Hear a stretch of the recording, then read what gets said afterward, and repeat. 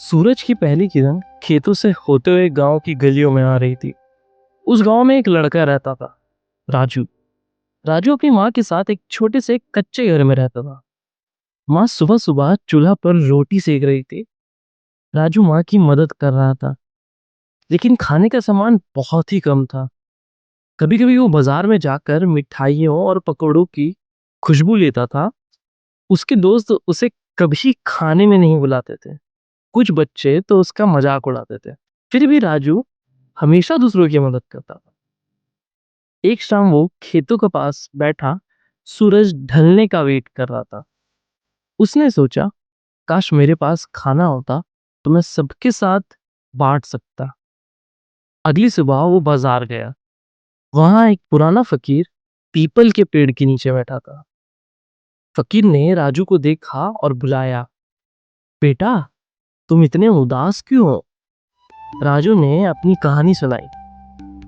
फकीर ने अपनी पोटली खोली।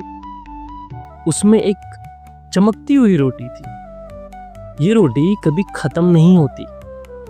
राजू ने हैरानी से फकीर की तरफ देखा। फकीर मुस्कुराया और बोला, बेटा, ये रोटी खा ले। राजू ने शर्मा कर रोटी ली। जैसे ही राजू ने रोटी खाई, उसकी आंखों में चमक आ गई। उसका पेट तुरंत भर गया। फकीर बोला, बेटा, ये रोटी कभी खत्म नहीं होती। राजू ने हैरानी से रोटी देखी। फकीर ने कहा, इस रोटी से तो अपनी माँ का पेट भर सकता है। राजू की आंखों में आंसू आ गए। उसने फकीर का शुक्रिया अदा किया। राजू रोटी लेकर घर की तरफ दौड़ा। उसकी माँ चूल्हे के पास बैठी थी।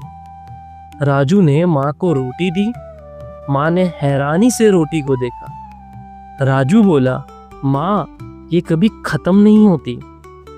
माँ के चेहरे पर खुशी के आंसू आ गए। उस दिन से उनका घर कभी भूखा नहीं रहा।